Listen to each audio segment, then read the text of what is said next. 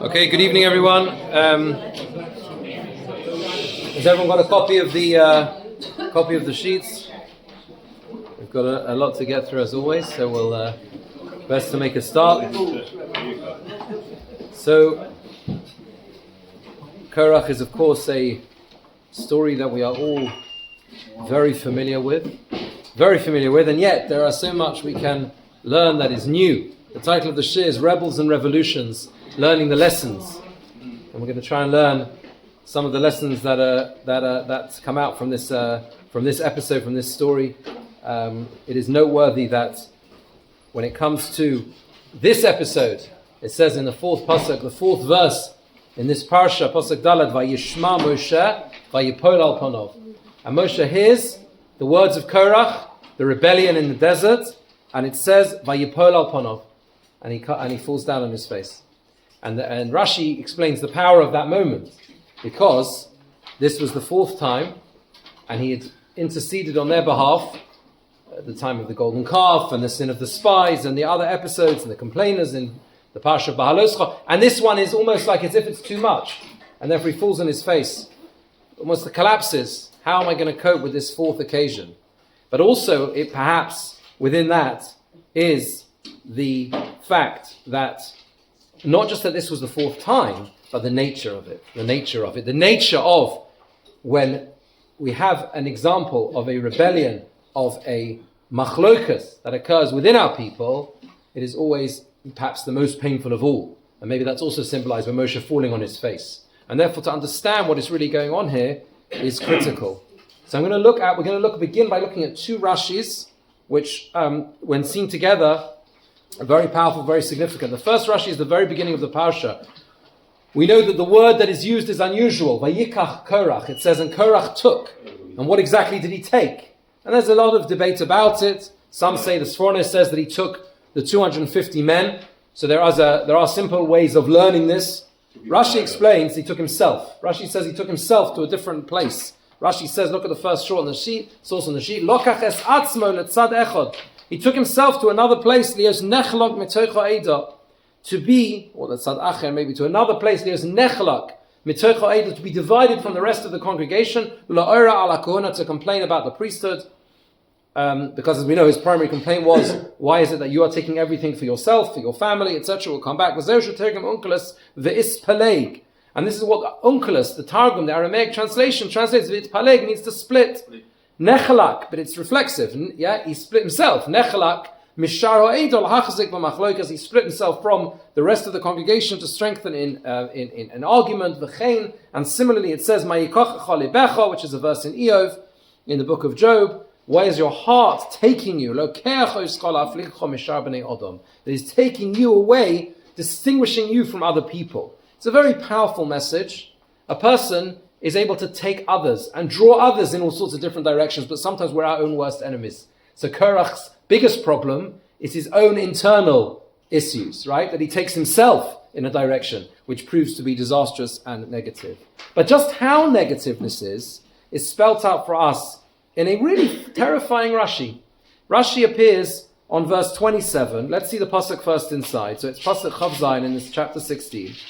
Let's see the verse inside. It says, that he speaks to the congregation. He says, turn away from the tents of these wicked people. Don't touch anything that belongs to them, lest you are swept up together with their sins. Vaye'olu me'al mishkan Korach. Dasan va'Aviram, and they went away from the tents of Dasan and Aviram who accompanied Korach, right? And all of them together. Dasan va'Aviram yatzu nitzavim, and Dasan and Aviram, who had caused all sorts of problems since the very beginning, they went out nitzavim, walking upright, straight up, Pesach aleim, the entrance of their tents, unashehem, and their wives, ubenehem, and their children, v'tapam, and their little ones. Rashi says to us like this. Look at Rashi, number 2 on the sheet. Boy ura'eh, he says, come and see. Kamakosha machlokas. See how bad machlokas is, discord is. Shari based in Shalmata ein onshin elad shavish desaras. The earthly court, that means to say the Beth Din, the Sanhedrin, was not empowered, was not able to punish until a person had reached physical maturity. Or based in, as defined as an adult. Or based in Shalmala, and the heavenly court, does not punish ad esrim shona, until a person is 20 years old. It's a higher age even. The kan ovdu af yonki shadayim. Here the youngest of the young, those who are still nursing, perished. And this is a terrifying Rashi. It's a terrifying Rashi, and the question is glaringly obvious, which is, what did they do? What did they do wrong? What did the children do? How do we understand these words? How is it possible to understand why they perished of all ages? Even the youngsters perished. And it's a very, very difficult question. Very difficult question, just simple. Stares out at us. So, Reb Chaim Shmulevitz, who passed away in 1979, I'm going to share with you a more modern explanation and then a more ancient one. And you'll see, it's very fascinating. Reb Chaim Shmulevitz in Sichos Musa, his classic work on the comment, which is collected from the talks that he gave to the Mir Yeshiva. He passed away in 1979, and he was responsible for the ethical instruction given to the young men of the Mir Yeshiva. And these talks were recorded in a work called Sichot Musa. Anyway, he says that the explanation is as follows. End of the first line on source 3. Sorry, it's a bit small. This is what's going on here, he says. If the parents are involved in machlokas, tragically, that can have terrible consequences. It can be like a shorish pere rosh velano is a quote from Parshas Ha'azinu, no Nitzovim. Yes, Nitzovim. And what it means is it means like a root of wormwood that takes root, something bad. Yeah, it's something that is like a weed that grows. And the future generations will be even worse. They'll learn the example and they will be even worse, because that's what happens. And that's why he says that even those who were the youngest of the young perished here. In a similar way, he says, to what we find with the Ben Sora Umora. Why is the Ben Sora the rebellious child? Why is the rebellious son? Why is that person punished? They're still young. And the answer is because they are punished because they should perish while they're still innocent rather than guilty. There was never was one. There is an opinion in Sanhedrin that says there is an opinion that Gemara Sanhedrin say that it never happened. But either way, that's the idea. And the message of the Ben Sora Umoreh, the rebellious child, that is how the Gemara understands it, the sages understood it, that it is something which is so to speak, from heaven, a kindness in the sense that better they remove now before they can become so much worse when they grow up. And then he says that is how it is, and that is how terrible machlokas is, that it's something which would just fester and continue through the generations. So that is Reb Chaim Shmulevitz's explanation. And you can understand the direction of this explanation, you can understand where it's going, you can understand what he's saying. He's saying that what machlokas causes is it causes future generations to learn the lessons, and therefore they have to. It's kind of cutting it off completely at the source. But the question remains. The question remains because why should you punish those who are so young, and so what have they done wrong? But then we also say that we have a klal basher husham. Yeah, it's all part of it. That's right. The person is judged on where they are now and how these children are not given a chance. This is the question.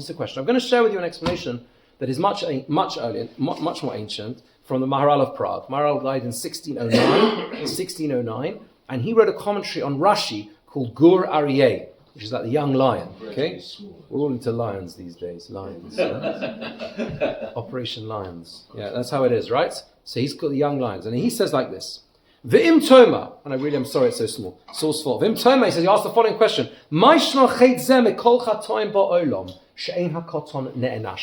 is this sin different to any other sin? We don't find such a thing where a youngster is punished. He says, you have to understand what the primary reason is.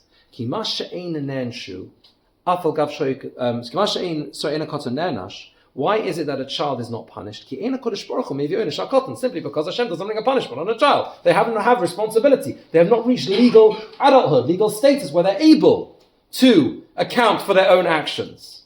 But he says, with the negativity and the situation and circumstance of strife and machlokas, sheguf hagehinum dovak b'machlokas, that Gehinnom itself cleaves to machlokas, which is unbelievable.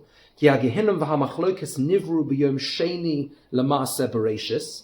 that both strife and Gehinnom were created on the second day of creation, only day which does not say tov, doesn't say good, famously, right? Lahodia, to teach, Ki hamachlokas hi gufa gehinnom, to teach that it is one and the same. Ulekach, therefore he says, ne'nash af hakoton. That is why the child is punished. Ki ha'onesh, and these I think are the key words, bo me'atzmo. It comes of its own accord. Ki Hashem Yisbarach ein manish hakoton lahovi olav onesh. It's not that Hashem is bringing a punishment on the child to punish them. Aval im hamachlokas atzmo hu ha'onesh. With the strife itself, that is the punishment. Ve'ein tzorech lahavi olav. There's no need to bring it on him. V'hu ne'nash. I think what he's saying is, it's an inevitable tragic outcome. That's what he's saying. Hamoshel, he says, the moshel is imama echot. If someone says, ani lo erogos, I won't kill you. Aval im tarages atzmecha. But if you kill yourself, ani lo asisi, I didn't do it. Kach inin hamachlokas. So too it is with machlokas. Kivan shenivra gehinnom im hamachlokas. Because Gehinnom itself was created with machlokas, who mevi atzmo la'onesh. The person who gets himself in this brings himself to that punishment. Ki lo nikrozeh mevi onesh olov. That's not called bringing the punishment on him. Rak kol ba machlokas mekomo hamayuchad lo hu haGehinnom. The place that is designated for him is Gehinnom. Shari nivra imo. Because the two go hand in hand. In kain hu shayich lo. If so, it is associated with him. Now this is a remarkable, and although difficult, but it is a remarkable commentary and a remarkable explanation. What the Maharal, I think, seems to be saying is that what Rashi means, what the sages meant by saying, see how bad Machlokas is, that even the youngsters perished, is not because it's a prompt to ask the theological question, right? How can that happen? But saying it's a tragic consequence. When Machlokas starts, right? When real strife starts, you never know when it's going to end up. It's like a fire, and it can burn through, and it can even affect totally innocent people. And I think that's what the Maharal is trying to say here. It's attached to that concept of Gehinnom in such a way that the person has brought these tragic consequences on themselves. And therefore, what our responsibility is to understand exactly how this works, and what is exactly, how obviously, what are the tragic pitfalls that Korach falls into, and how can we avoid doing that? How can we avoid falling into those pitfalls? But first, I want to show you something fascinating, which I think is a powerful link to this, and support for the Maharal. You know, there's a very famous Mishnah in Pirkei Avot, if you turn to the next page, right? There were 10 things, the Mishnah tells us, that were created on Erev Shabbat Bein Hashmashot. You know that? There were 10 things that were created on Erev Shabbos, that first Erev Shabbat of creation. 10 special things. What are the 10 things? And the Mishnah lists them. We don't have to go through all of them. The first one in the list is the Pi Haaretz. It is the mouth of the earth, which swallows Korach in this week's parsha. It's created at the beginning of creation. There are others as well. The well of Miriam, the mouth of the donkey with Bilam's donkey, right? The Keshes, the rainbow, right? The man, the manna, the matter, the staff, the shamir. Shamir was the special worm which was used to cut the stone. It could cut stone, exactly, of the Beis HaMikdash. V'aksav, ha'michtov, the letters and the script, etc., etc., or the implement that used to write them on the tablets, etc. V'haluchos, the tablets themselves. Okay, there's a whole list, very fascinating Mishnah. Some say the burial place of Moshe Rabbeinu, and the final Yesh Omrim, the final view is tongs, because you need tongs to create tongs. Af tzvas, bit tzvas asuya, tzvat are tongs, right? You can't create tongs without tongs. So the first tongs must also have been created then. It's amazing, just with that list of tongs, because you can't create tongs without tongs. You understand, right? Anyway, so who created the first tongs? Hashem must have created the first tongs. That's what the Mishnah said. Okay, now, the question is, what is significant about all these things? What links them together? There's a number of different explanations. There is a commentary of the Abarbanel on Pirkei Avot, and he says like this. He gives 2 reasons as to why this list exists and what the meaning behind the list, and what is the idea that they were created on Erev Shabbat of the week of creation, just before Shabbat, in that first week, Bein Hashmashot, the twilight period. What does that mean? What was the significance? For Hashenis, the second reason he says is, Liyaches el achares ha'erev, to connect it to the end of this twilight period, v'hu bein hashmashot, and that is the twilight period, k'malocha bilti nigmeres, like a malacha, like a work that is not complete, l'dochek hashar, because of the dochek hashar is the pressure of the time. Sha'ashabbos mafsik, because Shabbat itself interrupts. V'lo meiniach ligmor sa'ad achar Shabbos, and does not allow it to be completed until after Shabbat. That's what happens when Shabbat comes. Shabbat comes, everything stops. Vayinofash, Hashem rested. Ve'inyan zeh, and what is the idea here? She'elu nivru mikedem. The idea the Mishnah is telling us is, these things were all created beforehand. V'nish'ara hashlamasam tuluya va'omedes. But the completion of them is left hanging, is left in suspense. Ad seis el hapoel, until it comes out to actualization. Poel is like, it's to actually realize it's something active, right? Like a pu'ula. You know what a pu'ula is? Pu'ula is an activity, yeah? So al hapoel is the thing, the action, right? That's how it is. Echod mishnei ketzavos ha'efshar, one of the two extreme opposites that are possible, bibechiras ish, through the free choice of every individual, mikol osom, from all those people, asher na'aseh bishvilo, on whose account these were made. Hein nischos, hein l'chayva. Could be good and could be bad. She'ilu lo bacharu bohem lo yotzu. If they don't choose this pathway, they will remain in potential forever. They will never come to realization. What is the one thing that links all of these lists? It's a beautiful explanation. If you look at them carefully, you will see that every one of them is dependent on human action, right? Human beings have to make choices for these things to come into effect, right? If Korach doesn't rebel, then what happens to the mouth in the ground? It stays closed, right? If Bilam doesn't go to curse the Jewish people, what happens to the mouth of the donkey? It never opens, yes? What happens if Noach and the flood doesn't occur? So the rainbow doesn't come into existence. Interestingly, we know a rainbow is a phenomenon that exists through nature. So the early commentators already ask this. It's very interesting, right? Some say that the rainbow would have existed, but it would never have had the significance of what the rainbow comes to represent. Okay, but either way, the point is as it's understood, it depends on human action. The manna as well. Had the Jewish people not followed into the desert, there would be no manna. And so forth. And so forth. You go through the whole list, and this links all of them, right? The Jewish people don't receive the Torah. If they don't choose to receive the Torah, what happens to the tablets? They don't come into this earth. Are you with me? So this is how. What? Yeah. How would you do that? No, same thing. Moshe Rabbeinu's significance and his appointment to the task. He has to accept upon himself the role, otherwise there's no burial place for him of the significance that it attacked. You can learn this through the whole way. Therefore, what he's saying is as follows. The Abarbanel is telling us that, and the Abarbanel is saying that these things represent possibility. They are created on Erev Shabbat. On Shabbat, everything stops. There's a cessation of activity. It doesn't matter what you're doing up till that moment. You might have 100 things you've got left to complete. But what happens when Shabbat comes in? Whatever work you've got to do is done. It's finished. I can't do any more now. It has to wait till after Shabbat. Ki'ilu kol melachtecha asuya. That is what we aspire to. The sages tell us. We aspire to a mindset on Shabbat, not easy, of as if we have no work. As if there is no more work, except the rabbi. All right, but that's Torah, and that's what we. That's different. That's what you understand. Work is in work, right? So that is what we aspire to. So these represent that sense of potentiality that exists, something potential, but hasn't yet come into realization. But it's existing and it's there. Human beings, through their actions, can bring it out.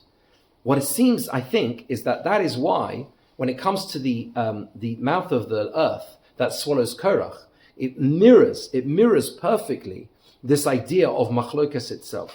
There is a consequence, right, that is waiting to happen, God forbid, for someone who gets embroiled in machlokas. And that is the fact that it will spread, and you will not be able to stop it.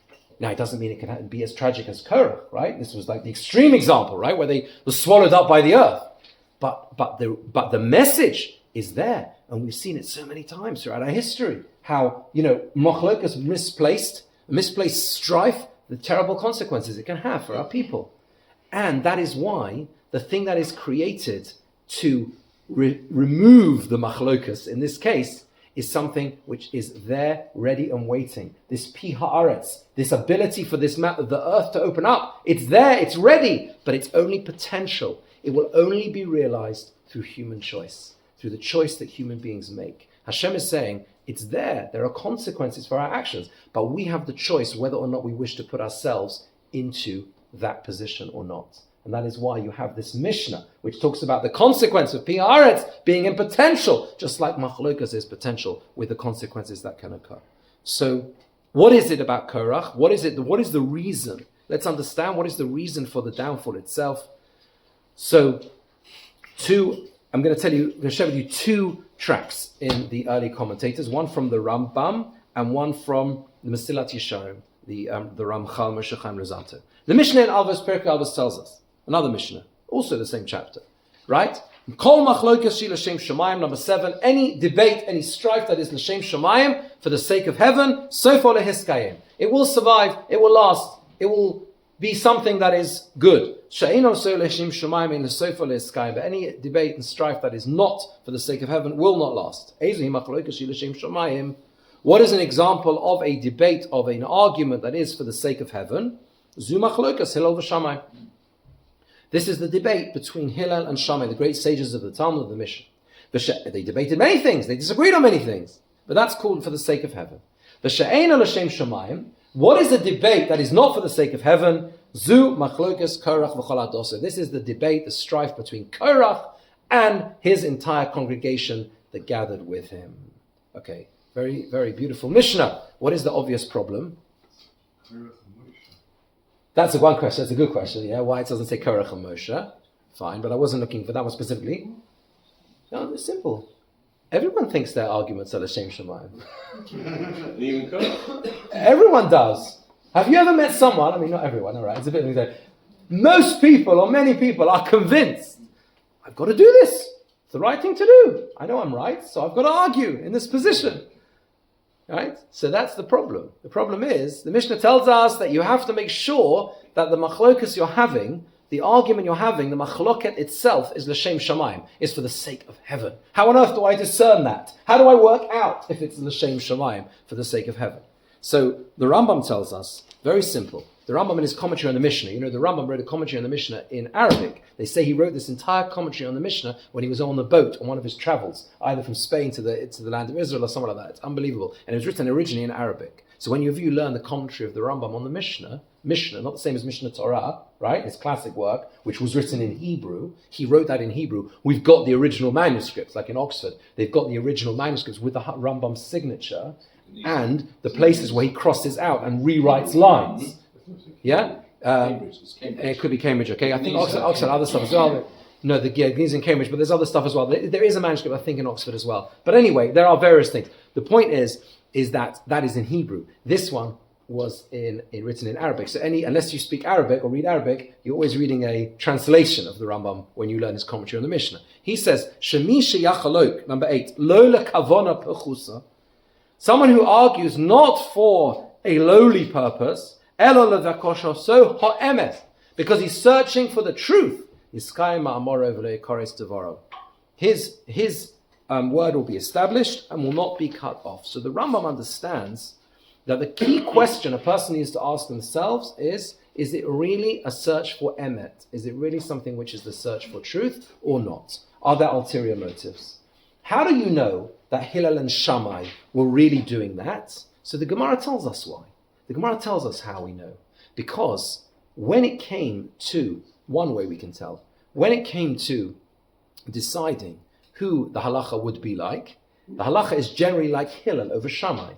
And the Talmud tells us they were what is called anvatanim. They were humility, and they had humility. How do we know that? What deep humility did they have? Because Hillel would always put the words of Shammai before their own. Normally in the Mishnah, you'll see, when the Mishnah puts Hillel and Shammai, it normally says, Shammai says this, and Hillel says this. Because that's actually what happened. Hillel would quote the words of Shammai, even though they disagreed, and then they would quote their own. That takes great courage. If you have an opinion that you really vehemently disagree with, and you quote them before your own, that is a sign that you're looking for the right pathway. And there are other examples as well. We're told that there was a big debate they had. The Gemara in Yevamos tells us at the end of the first chapter of Yevamos, they had a big debate about a certain question as to whether marriage was permitted in a certain complicated case of Yibum.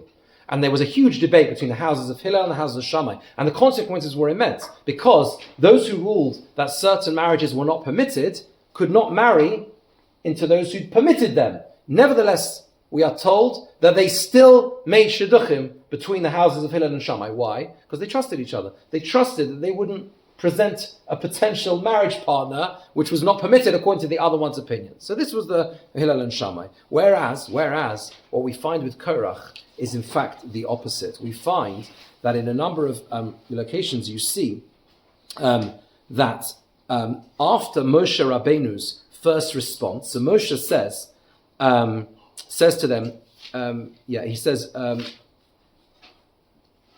he tells them, what you find is that Korach presents his argument against Moshe Rabbeinu, and then there's very little dialogue after that.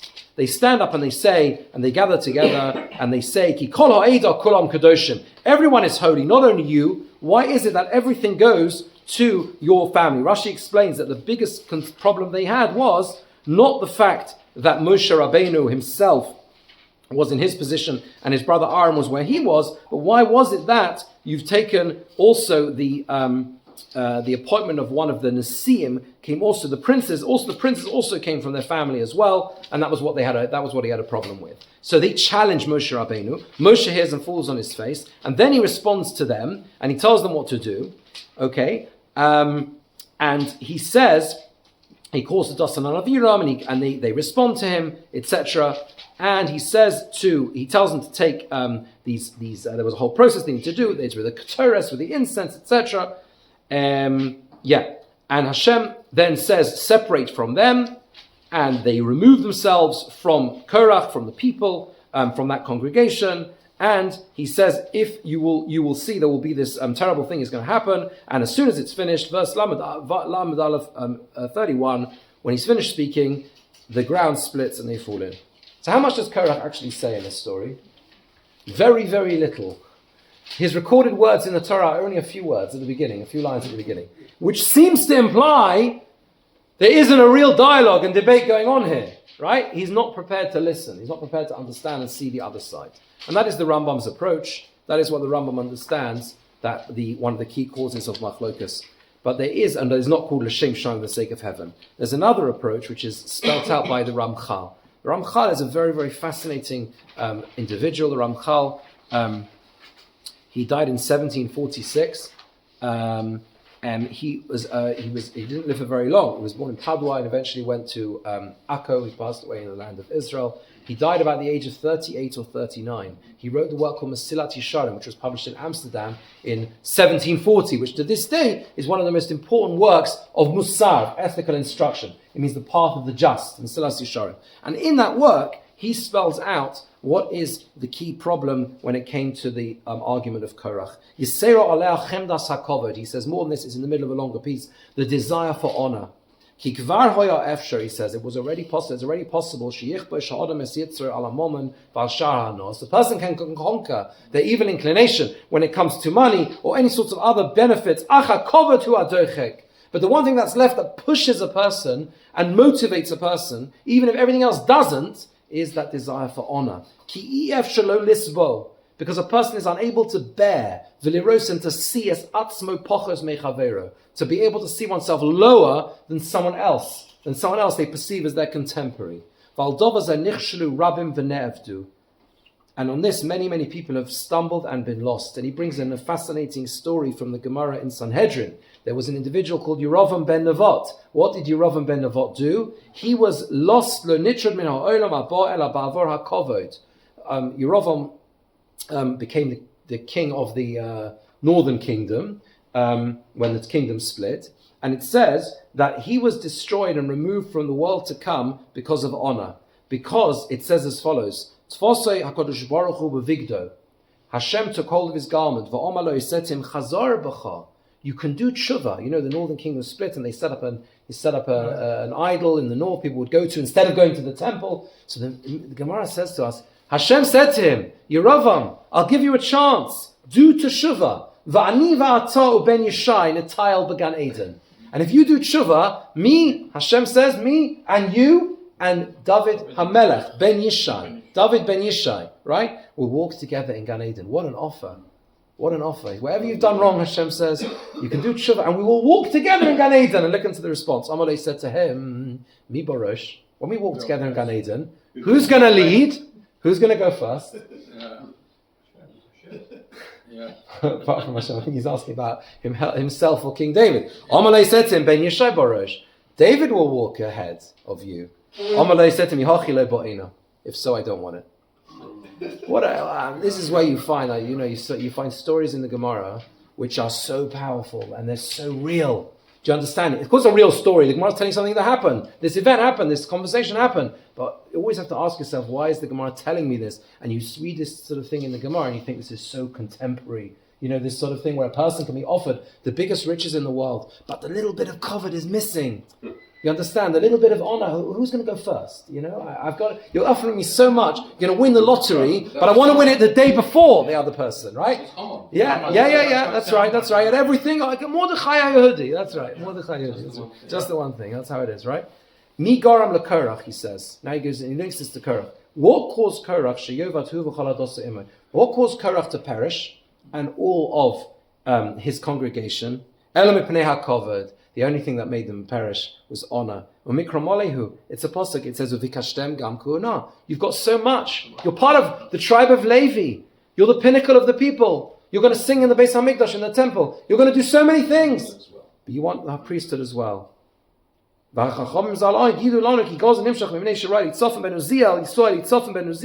Nasi, there's the prince. He wanted to be the prince in his place. So this very powerful piece from the Ramchal, from Moshe Chaim Luzzatto, is telling us, and again, it's not a contradiction to the Rambam. They're two separate but complementary explanations. There is the question of how we approach debate. We're all into debate. We Jews debate a lot. That's okay. But we have to make sure that we're always debating for the sake of truth. Are we trying to find the emes or not? And of course, that's the difference between emes and sheker. Emet, is stability. The first letter and the middle letter and the last letter. Whereas sheker, all thin points. All the letters rest on thin points. In the Sefer Torah, the shin comes to a point. Because all the letters rest on nothing. Sheker, it falls away, it's falsehood, right? Whereas emes is strong, it's stable, they're stable letters. That's how it is, and they're spread across the whole of the Aleph Bet. And that is what he wasn't doing. And also, of course, this idea and being aware of the biases that we have as a result of Kovod. Kovod and honor is something which affects all of us. It's a part of our human nature, right? But we need to be aware of it. That's the point. Aware of how it can mislead us. And that is where Korach fell into that trap. So, the Ramban tells us, broadens this out. Because the question is, okay, so we've got a rebellion. A group of people who rebel against the Moshe's leadership. But what is the responsibility on the rest of the community, the rest of the congregation? So if we look at the Ramban, let's look at the pasuk first. Chapter 17, verse 10. After they've perished, it says, Hashem, it says, Heromu mitocho eda. That means to say, literally, it means to separate yourself or lift yourself up, mitocho eda, away from the congregation, azos. And I will destroy them in an instant. And they fell on their face. So this is after the episode of the perishing of Korach. And it says that the people, just before this piece, it says, they complained and they said, Atem hamisem es am Hashem, that you have killed the people of Hashem. Okay? And Hashem says, that's it. Let me just do away with them. And then Moshe says to Aaron, Kaches hamachta, take the pan and run. He says to him, that's what he does. It says Vayoratz, right? He runs to the congregation. What is inside the pan? The incense, right? The ketores, the incense. And he says, and he tries to achieve atonement to prevent this plague. And he runs and he stands between those who have died already from the plague and those who are alive. And the plague stops. One of the most powerful tefillah experiences I've ever experienced as I was learning in Jerusalem, in a kollel, Sfadi kollel, under the leadership of the late Rav Mordechai Eliyahu, Zechat Tzadik Livracha. Mordechai Eliyahu was the Sfadi chief rabbi of Israel. In the first year I was there, thereabouts, Mordechai Eliyahu was very, very unwell from an illness which eventually he did pass away from. But he went through a lot of phases where his health was critical and he was in hospital. And they gathered them to people, the whole of the several hundred people learning, gathered everyone together to daven. But the Sfadim are very, very interesting. Some Sfadim very interesting minhagim and customs when it comes to praying for people who are very, very seriously unwell. And I had never seen this before. So Ashkenazim, we say Tehillim. And the Sfadim also do that, but they sometimes do a lot more as well. And they had a whole order of prayers very, very specific order. They said this passage again and again and again and again and again. This passage here, right? That there was a plague that affected the people, and he ran with the incense, and Aaron managed to achieve atonement. And I just remember it stuck in my mind because I think they were saying multiple times the Hashem Ki Rachum V'Chanan, I think, and they were saying these words again and again. This idea of being able to hold back the plague. What does the Ramban tell us? So he asked a simple question. Why is it that it says, remove yourself from this congregation? Lo yavinosi ta'am hakosov. This is number 10. Hazeh. V'chavera lemale, bodli metocho eido hazos. You find this phrase also earlier on. Separate yourself from this congregation. Why does Hashem say to Moshe Rabbeinu, remove yourself from this bad congregation, what they're doing? Because I'm going to destroy them. And earlier on, when Korach is going to be destroyed, Hashem says, separate, remove yourself from them. Why? Hashem can do anything. What does Hashem do in Egypt? He skips over the houses of the Jewish people. You understand? Why is it that there's a need to tell the congregation who are not going to be punished to separate from Korach? Hashem wants to do away with Korach. He'll do away with him where he is. Why do people have to separate themselves? He says, as it was in Mitzrayim. All plagues. He uses a phrase presumably from the Gemara or something. You have 3 people sleeping in one garment under one talis. Bit chilly. Hashnayim mesim v'hayim tsoy nimlat. The 2 can die and the one in the middle can be saved. Hashem can do anything. Venera, he says, it would seem he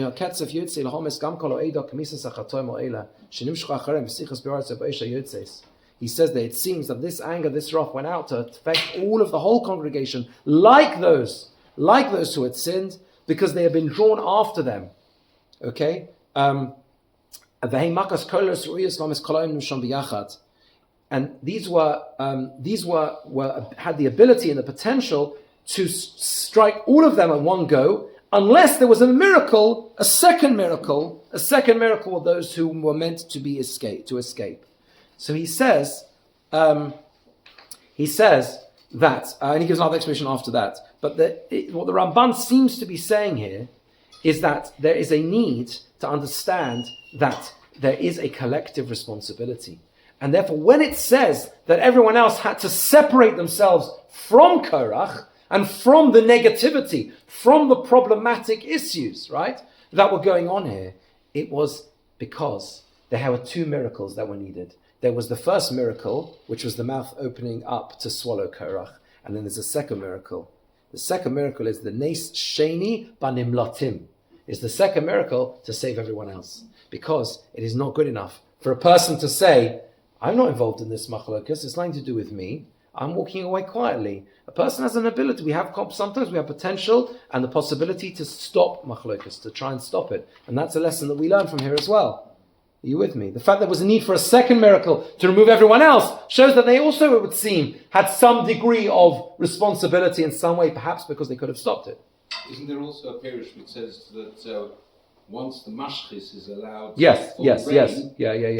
Although it's difficult to understand what that means, why it should be. If there's the ability for a plague, it can then affect others. Yeah, there's a good question. Yeah, how that works exactly. But there's a final idea I want to share with you, and that is a kliyakar on verse 23.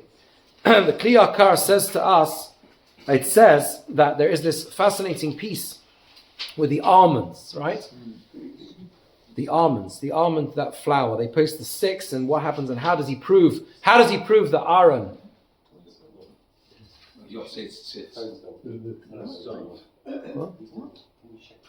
What's the problem? It went off? Yeah. Is the recording stopped? I'll carry on. You'll check it. Yeah. It stops. That is it. Maybe restart it. Can you restart it? Right, fine. Again, bye-bye. Can't start again. What? Has it restarted? I'll restart it, yeah. Okay, thank you. All right. So the almonds. So what happens is they all place the staffs, and Aaron's staff flowers. Yeah. Thank you. Aaron's staff is flowers, and it says v'yotzeit tzitz. V'him macharas, verse 23. V'yova Moshe lo ha'edos. He comes to the tent of meeting. V'nei parach matera leveis Levi. And the staff of Aaron is flour to the house of Levi. V'yutzi farach v'yotzeit tzitz, and it's produced a flour, and it's produced a almond. The flowering v'yigmol shkedim, and it's produced almonds. What is the message of the flowering of the staff of Aaron? He says, the Kliyakar tells us 2 points. He says, number one, this is a hint that you can never judge a book by its cover. That a person, Hashem doesn't judge in the way people do. Human beings are incredibly judgmental. We look at others and we assume, we make assumptions. You can have someone who looks like a dry piece of wood and they have no moisture to them. Mayim Torah, Chochmah, they have no water, which is like representative of Torah and wisdom. HaKadosh Baruch Hu mafricho, and Hashem makes it flower. And so too can be the reverse as well. Yeah, you can have the reverse as well. And he expounds a verse which refers to that. That's the first point. The first point is never assume that things can't, you never know what's going to flower, you never know what potential there's going to be. Number two, he says, skip to the next paragraph, he says, when it says v'hinei, and behold, more al hazerizut, this talks about zerizus. What is zerizut? Zerizut means alacrity. You're running to do something. It means you're excited. Moshe says hinei, he ran and he was excited about the fact that Aaron's staff flowered. Rashi says hinei means simcha. He was besimcha. As it says, hinehu yotzei lekroscha v'racha v'somach belibo. What had happened all those years earlier? When Moshe Rabbeinu was appointed to be the leader, what was Aaron's response? He was happy. Hashem says, you're going to go to Egypt and see. He says, Aaron, your brother, is coming to meet you. V'racha, and he's seen you. V'somach belibo, and he's rejoicing in his heart. He's so happy for you. V'tamo shel dova, shekol hinei lo shanzrizasu. Any word hinei means to spur oneself on, excited to do something. V'kol ma sheha'adam oseh bizrizut. Anything we do that we're excited about, Vadahu someach, basiyos, we're happy. If you're not happy to do something, then you're basically a little bit slow with it. If you're happy about something, if you're excited, usually it's because you're happy. And he says, just like Aaron was so happy for Moshe's success, and he was never jealous of his high office for his brother, despite the fact that he was younger than him. In that merit, Nitzan Aaron Sharas HaKahuna L'Moshcha Ba B'Simcha. Aaron was given the priesthood in joy. As it says, it goes on to say the blessings and the gifts. The rest of the parsha talks about the gifts that are given to the Kohanim and to the Leviim. B'schus, in the merit of the bold print, Hinei hu yotzei lekrosecha. In the merit of the same word, Hinei, it says, Hinei, behold, Aaron is coming out to meet you and he's so excited. And here Moshe says, Aaron, my brother, I am so excited for you. And this is such a beautiful parallel and the exact opposite with how we started. What is Korach's problem? According to the Ramchal, it is an inability to understand that someone else can be first. And, this being led astray by Kovod, and the idea, the desire for honor above all else, even if you've got so much, but just a little bit more. And what is the interplay between Aaron and Moshe? The exact opposite. Moshe Rabbeinu becomes the leader, and Aaron is delighted for him. He's excited for him. He's happy for him. And when Moshe Rabbeinu sees Aaron's staff flower, and that Aaron, his brother, is so successful as the Kohen Gadol, as the high priest, what does Moshe Rabbeinu do? Moshe Rabbeinu is happy. It says, Hinei, he sees and he's delighted that Aaron's staff has flourished, has flowered. The almond is a very powerful symbol. In Hebrew, an almond is shkedim, shaked. Yes, that's what it is, shkedim. And the significance of the almond is that it's one of the first fruits to flower, to actually produce fruit. It's very quick. It goes very quickly from the stage of flowering to produce fruit. But it's also a fruit which is bitter at first, and there's only sweet later on. Okay? When Yirmiyahu the prophet, Yirmiyahu is shown, one of the visions he's shown, this is the Haftarah for Parshas Matos. We read it usually, whatever the first week of the 3 weeks is. And he's shown a vision, Makal Shaked Ani Ro'eh, it says, the beginning of the book of Jeremiah, right? He says, I see a almond staff which is flowering, Makal Shaked, an almond staff which is flowering. And it's a frightening vision, because it means that the destruction of the Beis HaMikdash, it's a vision, the destruction of the temple is coming quickly. Because the almonds flower quickly. So it's the idea of alacrity, something's happening quickly. Shoked means you're doing something fast, right? Lishkod al davotai, it says to wait on my doors, and there's the idea that something's going to happen quickly. But there is something inherent with that, which is also a comfort. And the comfort that the Jewish people experienced through the painful words of Yirmiyahu, of Jeremiah, is that you will have to live through bitter times, but there will be sweetness at the end of it. And sometimes in Jewish history, that is what we need to live through. Sometimes we live through very difficult and bitter times, and we can see sometimes a chink of light. We can see a chink of light. We can see the chesed, the kindness of Hashem. And therefore, to be able to do that, a person has to be the ability to see the bigger picture. A person has to have the ability to see the bigger picture. And one of the ways we do that is how we train ourselves to look at others. If we go through life looking at other people and saying, I wish I could have just a bit more than them, then we go through the dangerous path of Korach. If we look at Moshe and Aaron as the examples to us, we see the opposite. We see people who are able to understand and respect the fact that this person has this and this person has that, and Hashem has given me whatever I'm supposed to have. It's a powerful thing. It's not an easy position to be in, but it is something which is perhaps the mission, one of the key missions that our people have. Wish you all a Shabbat Shalom. Thank you for joining. Maybe it went off. Maybe it went off because there's two. It might have not had enough saving power. Storage. What? Storage.